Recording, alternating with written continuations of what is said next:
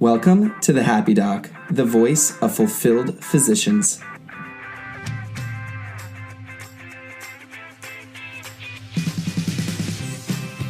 This show is about bringing inspirational, creative, successful, and happy health professionals to you.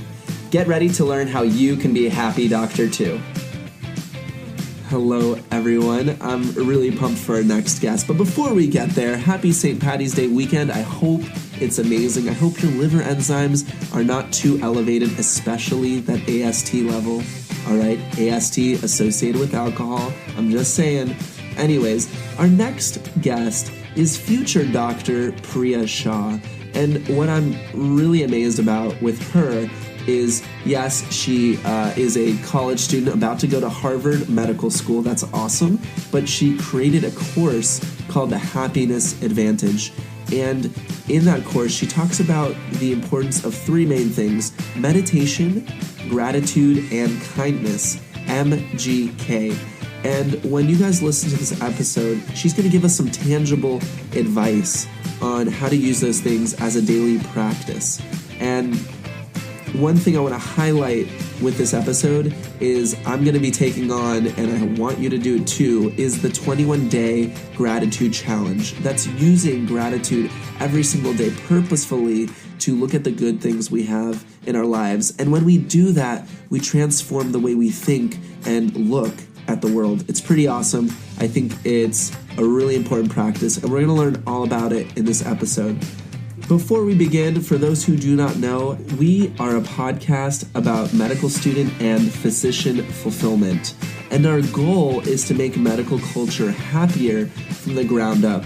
We do this by getting awesome examples, such as our next guest, future Dr. Priya Shah. And without further ado, let's do this. Hello, everyone, and welcome to another episode of the Happy Doc. I'm super pumped, really excited for our next guest. Her name is future Dr. Priya Shah. No big deal. She's giggling in the background. But yeah, seriously, it's going to be exciting. She's about to head into medical school. We'll definitely talk about that. What I'm really excited about is she actually goes to UC Berkeley in California. She developed a course about happiness, and obviously we're on the Happy Doc team right here, so I definitely want to talk about her course called the Happiness Advantage. She also has conducted some awesome research. We're going to talk about a research project on quality of life and what she did with that whole project. And I'm really excited to get to know you, Priya. Can you say hello to everyone? Awesome. Hello. I'm looking forward to it. Sweet. So we got to start off with the most important question. How awesome is California? Let's go on. It is absolutely beautiful. I was born and raised in San Jose, California, and then moved up to Berkeley for college. And so I've been in sunny California my entire life. And the thought of leaving it is definitely very scary. Yeah. So where are you going for medical school? I will be heading to Harvard Medical School this fall. Yeah, Harvard, no big deal. Whatever. just going to Harvard. No, that's awesome. And I'm actually from Northern California, so I lived in San Mateo, so I love that area. It's super beautiful. Yeah, that's great. And you know what I think is interesting too from going to the East Coast is you know how it is, like you go on a bus or you're going outside. Do people randomly like strike up conversations with you? Yeah, I've heard that doesn't happen over on the East Coast. Yeah, it's like here, yeah. Yeah, over on the East Coast, it's like, what do you want kind of thing. Like, anyways, different culture for sure. So let's talk about your journey a little bit. So what initially got you interested in kind of the health field or focusing on health? Yeah, I think that my journey kind of into medicine was really gradual. It wasn't any big event or any family member, anything like that really was a turning point. It was a lot of different kind of threads in my life coming together that pointed me towards medicine. So growing up, as a child, I was really curious about my surroundings. I love discovering things and figuring out how the world works and meeting people and learning their stories. So I used to love my parents loved telling the anecdote about how they used to take me out to dinner at a restaurant when I was just a toddler, and I would wander away from them and go and try to meet everyone else. You know, couples enjoying a nice, date and things like that, I would go up to their table and try to, strike up conversation with them. So I loved interacting with my environment and other people. And then so through grade school, through middle school and high school, I was able to kind of explore that interest. And the sciences especially were something that I was drawn to, kind of being able to go hands-on with dissections and things like that in my science classes, to be able to experientially grow my knowledge rather than only through bookwork and through textbooks. And then that kind of grew, and I was, starting to consider the field of medicine, and I got to shadow some awesome doctors during my time at UC Berkeley, and really see the patient side of it, which I thought was beautiful, whether it was a pediatrician or a cardiothoracic surgeon, just the kind of relationship that they were able to have with people, and the ways in which they were able to, offer their knowledge and skills and compassion to be able to make such life-changing things in their life. It was awesome. That's great. I'm really excited because it's funny the stages that we see in the process. I love pre-med students. You're really excited. You're pumped to go into school. And not to put a downer on this, you're going to go in medical school. I hope and I want you to always retain that excitement, and I think it's always going to be there. And you're going to go through this process. It's going to be amazing. So you've done a lot of amazing things that you've developed in college, and I want to touch on that. Before we get there, what are some of your aspirations or things you're looking forward to, or what have you heard about medical school? Yeah, so I had the awesome opportunity to kind of fly all around the country over the past couple of months to interview at different medical schools, and I got to see just how similar and how different each of the med schools are. It was really cool to see that the common denominator across every single school I went to was a really strong student community, where even though people had come from, like I will be moving across the country, that the supportive community that you find at medical school is really something that helps you not only with the move and, the kind of adult parts of starting medical school, but also through kind of the stresses and the harder parts. There's always that support system to kind of guide you through it. So I think that was awesome. I saw it at every single medical school that I was at.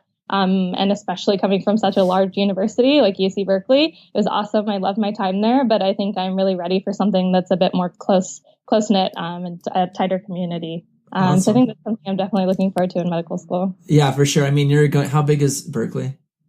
We have over 30,000 undergrads, let alone. So the grad students and the faculty and the staff, there's a lot of people on campus. Yeah, and then you go to med school. It's going to feel a little bit more like high school again. Everyone in the class, and so you're absolutely right. It's going to be more tight knit, and I agree. I think if you get energy from people around you and community, you're going to have plenty of that in med school. So I'm excited for you. It's going to be a good process. So let's move on a little bit. I want us to start to talk about what were the origins of you talking or going towards your research in happiness. Can we talk about that? Yeah. So I guess kind of both the Happiness Advantage course and the Quality of Life research study that I conducted both originated around the same time. And kind of reflecting on that as I was writing my personal statement for medical school and, writing the supplementary applications, I was able to think back to the timeline of events that happened leading up to that and really leading me towards these causes of mental health and making sure that people are happy around me. So I think it was, the beginning of my sophomore year. And I was in my biology lab and we were working on a hot Friday afternoon. We were working on our project, and it was a really tough week with a lot of exams and deadlines and things like that. I had another big exam coming up that Monday morning. And so I really wasn't taking care of myself. I wasn't sleeping well or eating well or anything like that. And so I thought, I could feel all of that catching up to me. I thought I could make it till the end of class and then, grab a snack and take a nap and things like that.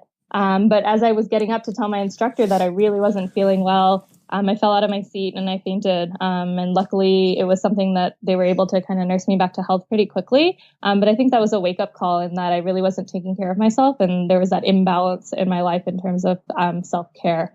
So slowly I started, practicing I had strategies like meditation that I had been introduced to as a child, to kind of fall back on to regain that balance. But as I was talking to my peers and telling them about this journey of regaining balance in my life, I learned that so many of them were also dealing with mental health imbalances like depression and anxiety and panic attacks due to the stresses of school, as well as personal and professional stresses as well as on top of all of that was kind of the bombardment of negative news stories in the media, whether it be local things going on or global. Especially now, huh? It's lots of stuff. Yeah, exactly. In the last couple of years, it's been really bad, and that's usually those kinds of things are sensationalized. So it's all that you have exposure to when you're scrolling through Facebook or checking your email or anything like that. So all of this coming together, I realized that there really was a need for someone to engender a happiness movement, especially at UC Berkeley, let alone kind of all around the nation. But I thought that I could at least plant the seed there. And so we have a program at UC Berkeley where undergrads can teach other undergrad students. They can create and facilitate courses for them to take for unit credit. And so that was a great avenue for me to be able to kind of start something like that. Yeah. Wow. That's awesome. So let's take a step back here. You discussed this moment where you had a wake up call. You said you're in class, right? And you were kind of pushing yourself a little bit too much, and it sounded like you weren't eating, and you sound like you weren't drinking. Were you tired and exhausted? You probably weren't sleeping that much. Yeah. You were obviously, you're working hard. UC Berkeley is not an easy school to get into. I'm sure you're like really pushing yourself. And so you're there, you're working hard, and you had this fainting episode, right? So leading up to that episode, did you have some signs or some signals that maybe you were supposed to change some things up?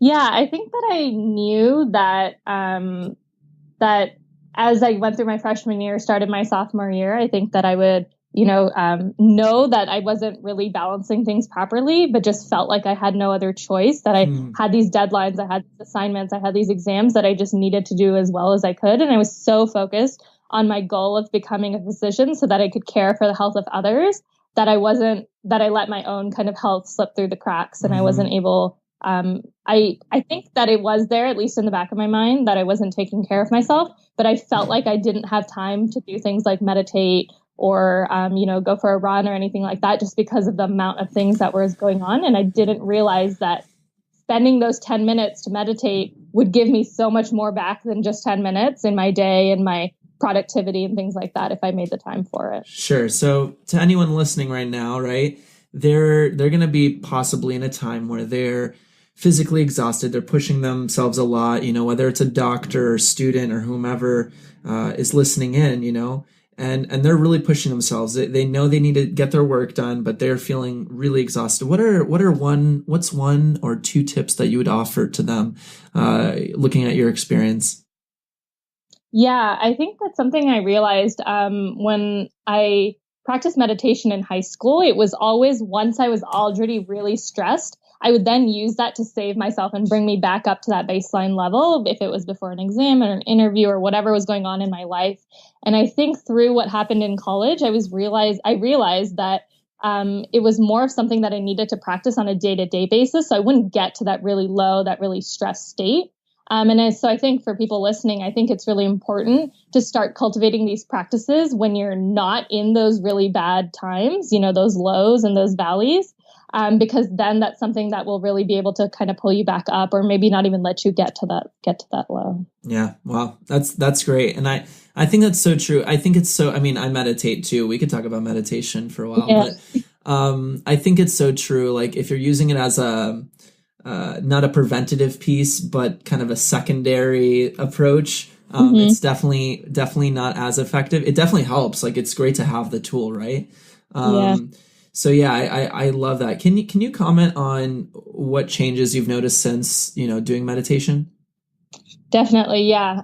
So I was actually introduced to meditation as a child in elementary school. That's awesome.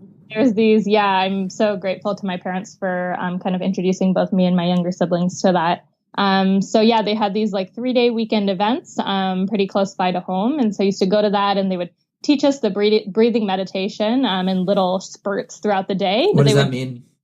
So it's a technique called Anapana meditation, where the basis of it is, basically just focusing on your breath, and that's it. And that's something that's always with you. You don't need any tools. You don't need, no matter where you are, if you're alive, you're breathing. And so that's something that you can kind of count on and rely on. You don't need another person or an app or anything like that. Yeah. So, and so, so like if someone wanted to practice that, would they just to try to teach this a little bit, someone were trying to practice that, would they just sit down, close their eyes, and then feel the inhale and then feel the exhale?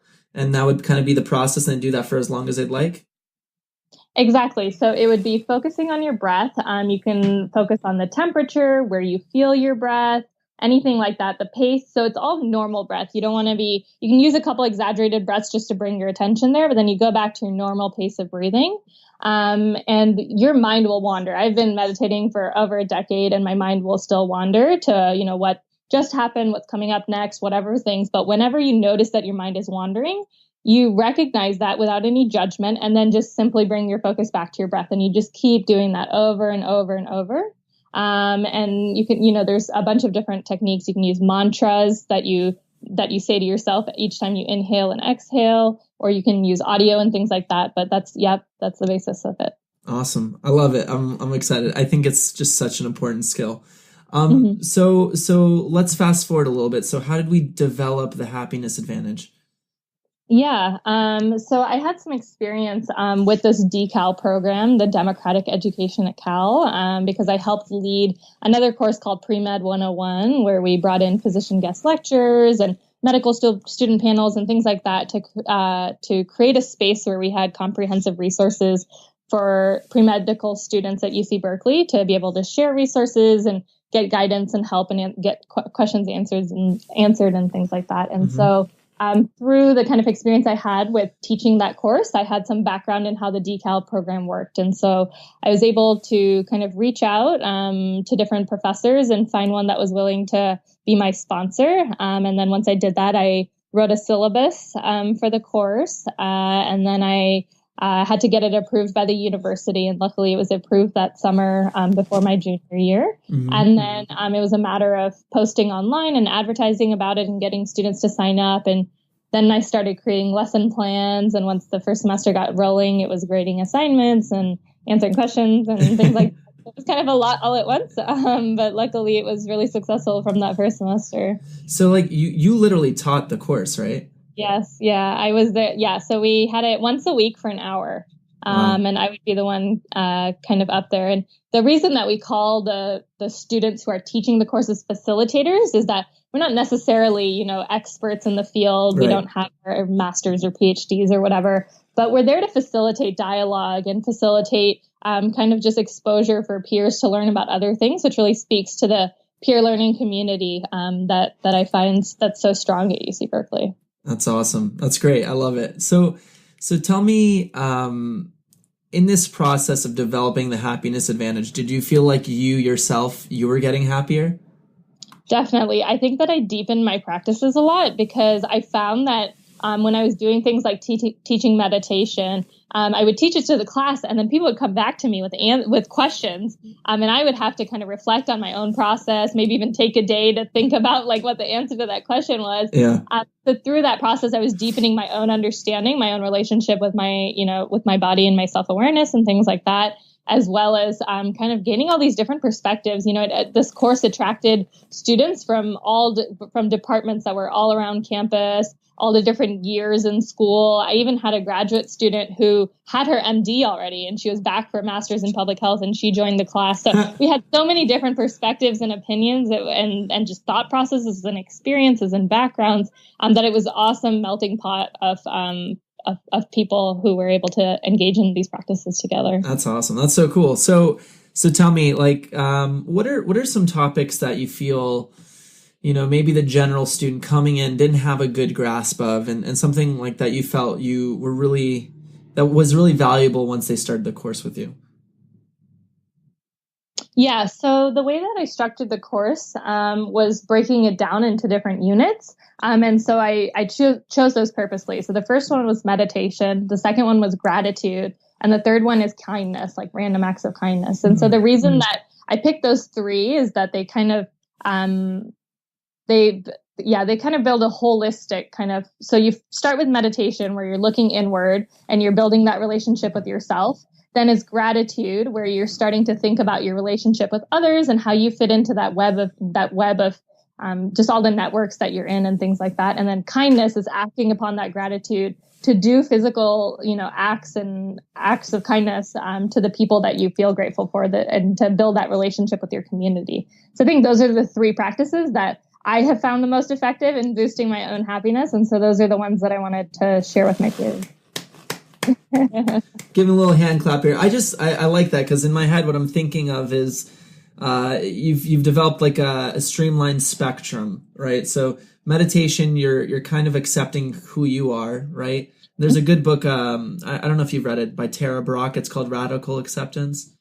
I haven't read the book, but I have seen some of her talks, and I absolutely love her. Yeah, she's great. So that's a great book, and I think there's a process that I've found in terms of working with other people that first things first, you need to work on yourself, make yourself feel more comfortable with your life situations and what's going on with you.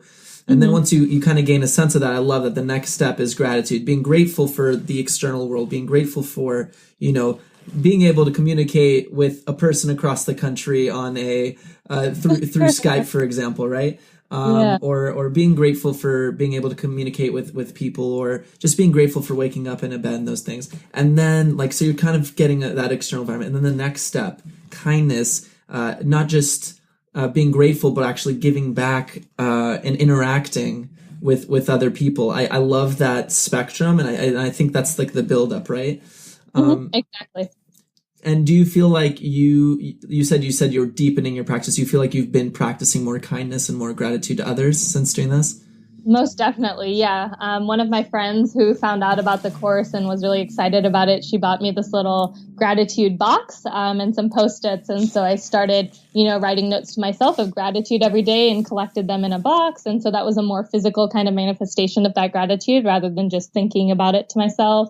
The kindness, I got my family involved. My sister and I volunteered to host a free lemonade stand in a community park nearby last summer. And so we just kind of set up a stand and brought lemonade materials with some of our friends, brought all the materials, I guess, to make lemonade, and mixed a cold drink on a hot afternoon, and people just, were attracted to our little stand there, and we were able to meet people in our community that we never would have, crossed paths with before, meet construction workers and people visiting San Jose for the first time, and kind of give them a taste of just this, of what kindness can kind of do for our community. Sure. Great. So I'd love for people listening in so we talked about it, right? MGK, meditation, gratitude, and kindness. I'm a big fan of mnemonics, so sorry, I have to do that plug. So we talked about meditation. We talked about a practice you could do today where you do like the breathing and focus on your breath. What would be a suggestion for a gratitude practice? Yeah, so the way that I was introduced to gratitude was through my family. And what we used to do is at the dinner table, as we were having conversation, we would go around and just kind of name a couple things that we were grateful for that day. One of the things we liked doing was rose, thorn, and bud. Rose is something you really enjoyed that day, or a positive moment that stuck out. A thorn is something that didn't go as well, but that you're recognizing that it happened. And a bud is something that you're excited for in the near future, hopefully in the next day or two, rather than the kind of bigger things. And so we'd go around and do that. So that's how I was introduced to gratitude. What we do in my class is we just write down 3 things you're grateful for at the end of the day, so that you're really highlighting those positive moments and going to bed with that awesome feeling, so that you can wake up refreshed and ready to face the next day in the morning. Great. And so what are your thoughts on how does gratitude change your mindset towards life? I think that's the most underrated out of the 3.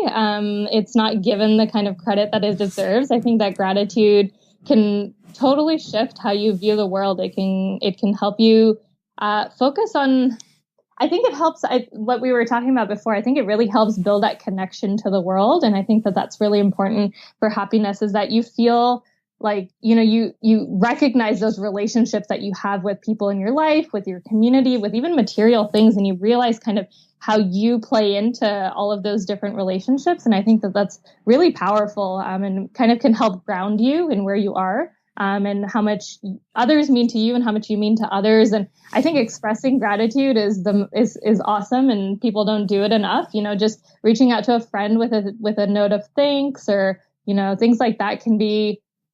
You can feel it, but I think that a lot of people don't express it, and expressing that can help strengthen that relationship in so many awesome ways. Yeah, I really like what you said, because like you said, for example, you say, I'm thankful for just waking up in my bed this morning. So now you're thankful for something physical that was there, and you know that you weren't offered that. I think there's a sense of humility in that. Or I'm thankful for that moment with my friend today. That was like really special. Often a lot of people, and this, like when we get into kind of a negative mindset, people can focus on the things that didn't go so well, or the things that happened that were frustrating. But when we change that, we come from a more humble mindset, and then we're able to gravitate towards the things that went really well. I love that kind of more groundedness thought as well. That's really powerful. I'll have to think about that. But okay, great. So we talked about gratitude and a practice we can do there. Thinking about just three things that we can be grateful for on a daily basis. Okay, what is a simple practice of kindness that we might be able to do? I absolutely love grading the assignments for that section of the course of how creative people are and what they do. On university campuses, something that's awesome to do is, around midterm season, we used to do as a class, what we did was we created little care packages with just a cookie and a couple chocolates and a nice little note. And during midterm season, we'd go to the libraries and hand them out. I think that making an extra cup of coffee for the bus driver in the morning is a really simple thing to do. Putting quarters in expired parking meters. There's just a whole host of different things that you can do. Wow. There's a website that I want to give a shout out to called kindspring.org. Where they have 21-day challenges, which is basically how we do the course as well, where you challenge yourself to do a certain thing for 21 days consecutively. And so that's the scientifically proven amount of time to build a habit.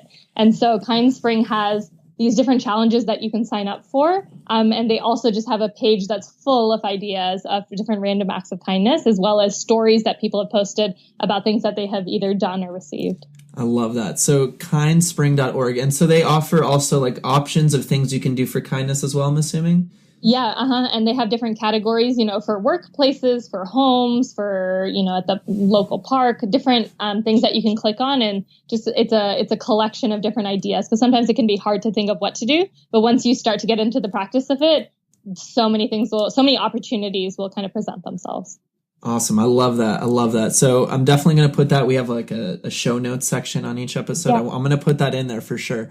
So we talked about M, meditation, G, gratitude, and K, kindness, right? Mm-hmm. And those are three processes that we can utilize on a daily basis to enhance our own well-being, correct? Or more centered, more groundedness, more giving in our lives. I love that. So if we were to take this entire kind of concept together, and I love this for listeners because, this is something they can apply today, right? Mm-hmm. What you said the 21-day challenge. So when you say 21-day challenge, are you applying M, G, and K all in 21 days? Or are you doing just meditation initially? And how does someone apply that if they want to do the 21-day challenge? Yeah, I recommend starting with small ones. Just starting with, what we do in the class is we do 21 days of meditation only, 21 days of gratitude only, and then 21 days of kindness only. And the final 21 days is a create your own challenge where students are able to pick out the aspects they liked of each challenge or other ideas that they have and kind of make their own challenge. So I recommend, I think sometimes if you have, that you need to do meditation and gratitude and kindness all at once every day, and you just start like that can be kind of overwhelming to just work that into your schedule. And so I think it's great to start with something small, do that for 21 days, have that sense of accomplishment, have that boost in willpower, and then start to build on that. And maybe if you really feel like that was easy, add in another thing. If not, just kind of continue and play with it. But I think starting small is a great way to do it, to get yourself to see how simple it can be to incorporate it into your day-to-day life.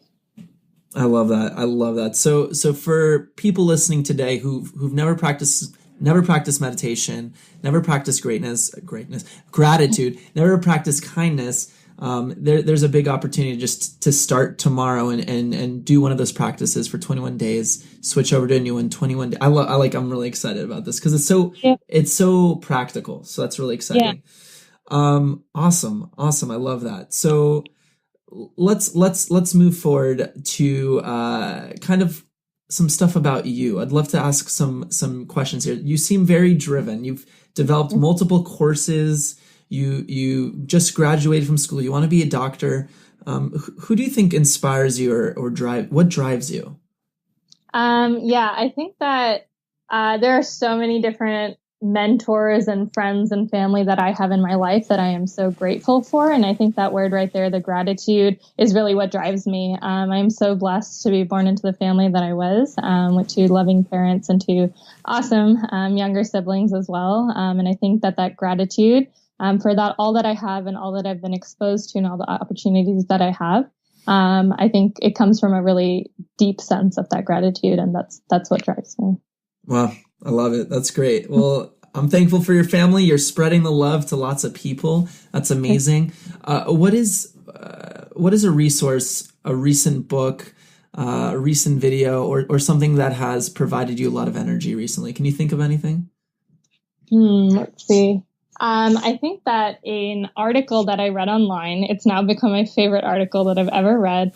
It's about a school in Baltimore, I believe. It's an elementary school there. And what they did is they replaced detention with meditation. And so these kids that are coming, that are getting detention, who are getting themselves into trouble, it is part of, it is it's a school that has a lot of kids from lower income families, with violence around them and things like that. And so they're exposed to a lot of that at home and in their communities. And then they come to school and they're, not able to differentiate that from the different environments. And they're practicing some of those negative practices at school. And so they're getting detention. So what they decided to do is that detention wasn't helping them kind of solve the problem and deal with what was happening. So they replaced that with meditation sessions. And they're sitting these elementary schoolers down and they're practicing meditation and to productively use that time that they have in detention. And the results have been beautiful. The kids are really, it's really having an impact on their lives. And it's giving them that strategy to fall back on when the going gets rough at home or, in other communities that they're in. That's great. And I think why it works so well is, again, you're teaching them this like grounding practice. Exactly. And what I've noticed, and you know this too, but for those who don't practice it regularly, I've noticed like the term is reactivity, right? So you're living your daily life and you're driving your car and someone cuts you off on the road and usually you react at like an 8, like you get pissed off and you're like, oh, I hate you, blah, blah, blah, you cut me off, right?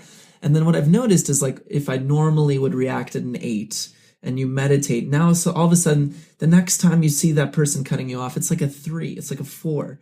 It still annoys you, but like you don't feel that need to react. And then you do it for some more days. Maybe you did the 21-day challenge and you finish, and then all of a sudden you're like, whatever, that guy was probably having a bad day, he was in a rush, it's fine. Or maybe you even go further and you don't even react anymore. It's like you don't even like know. It's like, okay, that person, you took the break and you start, and you do that.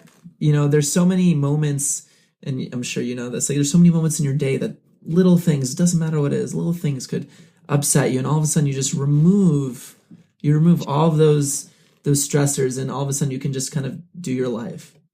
Exactly. Yeah. There's two things on that. One is the reacting. That's something that my dad taught me, is that through cultivating this practice of meditation and grounding yourself, you're able to respond rather than react. So you're able to come from a more logical place. You're able to think through what's really happening and be in a calmer, more quantumous state rather than reacting emotionally. Emotions are great. It's not something to suppress, but rather than just, you're able to come from a more, a calmer state. And as well as, the point about the negative parts of our day that we tend to focus on, just 10 seconds of negativity, a bad interaction with someone at the supermarket or someone on the road or something like that. That's what we end up focusing on. And so the gratitude is a practice to kind of counter that and to instead do the same thing, but with the positive 10 or 15 second moments out of our day.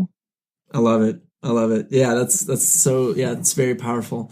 Wow, great. So one question I love to ask people is if you could go back and you could change anything in your, college experience, if you felt like, there was something maybe you could have done a little bit better, what would it have been?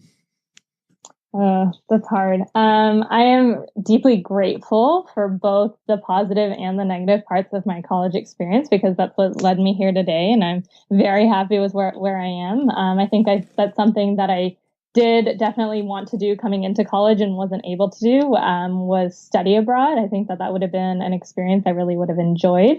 But just because of how many pre-medical requirements and things like that there were to do, I wasn't able to do that. So luckily, I'm able to spend this kind of couple months off before med school doing some traveling abroad, as well as learning that there's so many opportunities in medical school and beyond to kind of do trips abroad and be able to not only see more of the world, but also kind of help out.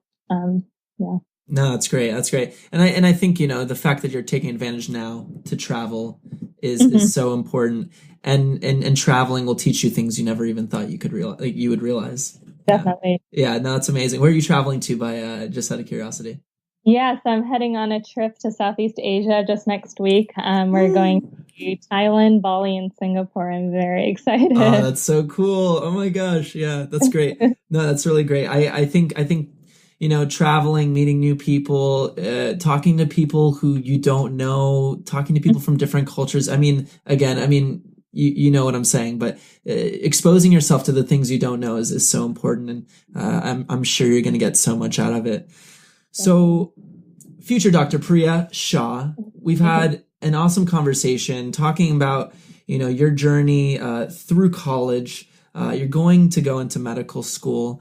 I think, at this part of your journey, there's a lot of tips you could, possibly leave to the listeners today. What is one thing, especially for people who want to get into medical school or kind of are in your position, what is a tip that you'd like to leave for them today? Definitely. I think that preparing for medical school and kind of seeing all the different requirements there are and the things that do get people into medical school, it can be easy to make that kind of checklist of things you think you need to do. But what I've learned through this application process and hearing about the people who get into medical school and those who don't and stuff is that there is zero predictability in those kinds of things. Yes, it's important that you focus on the numbers and make sure those are, doing as well as you can academically with your GPA and MCATs and things like that. But I think that especially with extracurriculars, if you're doing something that you're passionate about, that will shine through so much brighter than thinking that you need to do a particular type of research or, get involved in a particular organization. I have found that I've talked about this Happiness Advantage course has worked its way into everything I've had just because it's something that I am so naturally and genuinely passionate and excited about. And I think that that's something that really shone through. So whether it's happiness, whether it's, something athletic or something about, social justice issues, whatever it is, to really go for it and really explore that. And I think that whatever experiences you have will be something unique that you can bring to the table as a doctor.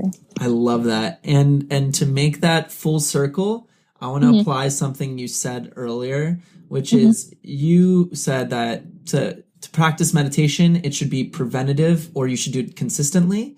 And not just in, as you're going down or you're feeling worse, right? So I would say the same thing about what you just said. If you had a passion going into this process, which you do, maintaining that passion, being excited about something throughout the process, for sure, and again, I've interviewed plenty of doctors now. That is single-handedly one of the most common threads of feeling fulfilled that I've been finding is having that passion, not just in medicine, but whatever it is that you love. I agree. And so my tip to you going into this is keep doing what you're doing. It's awesome. Thank you. Yeah, that's great. So what is the theme? What is the takeaway that you want for all the listeners today after talking to you? Oh, let's see. I think find something, if there's something out of this talk or something that popped into your head while you were listening to this talk, that you feel like you could take on for 21 days, go for it. See if you can do it. Challenge yourself. It's not going to be easy, maybe some of the days, but I promise you that feeling of accomplishment and that feeling of pride, when you get through 21 consecutive days of whatever it may be, will feel really awesome. Awesome. So because I'm going to put some skin in the game here, I'm joining the 21-day challenge starting the day I release this episode, just so it's really authentic. So 21-day challenge for the day I release this episode. You guys are going to be listening to this when it's released. We are going to go on a mission. We're going to choose one of the things: meditation, gratitude, or kindness. You're going to join us on this mission to practice one of those for 21 days. All right, Priya, I know you're already doing this, but are you going to join us on that mission? Yes, for sure. All right, cool. Which one are you going to choose? I'm going to choose gratitude. I'm feeling really grateful for how the last 4 years have gone, how everything that's led me up to this moment. I'm feeling a lot of that gratitude, especially after our chat here today. And so I'm going to join you on that one. All right, sweet. So I'm going to do that with you. We're going to do 21 days of gratitude. And I think if you guys want to join us, let's be grateful for 21 days. I think that's such a beautiful practice. I think we've learned so much on your journey so far. I'm really excited for you to go to Harvard Medical School. # no big deal. And no, that's really fantastic. So thank you so much for your time today.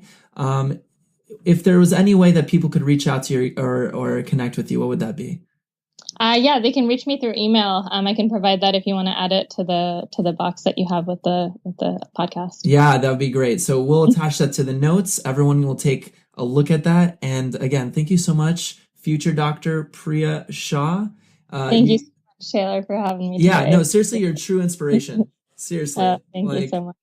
You are as well. I'm so happy that I was introduced to this awesome podcast, and looking forward to kind of collaborating with you in the future. All right, great. Well, take care, okay? Awesome. Thank you. All right, bye.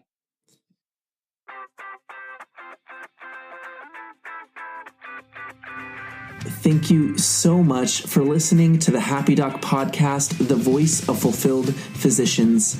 If you enjoyed the episode, please drop us a like, comment, and share. Share us through the social media channels we have on Facebook, Twitter, and Instagram. The handle is @HappyDocPodcast. That's @HappyDocPodcast. You can find our website at www.thehappydoc.com.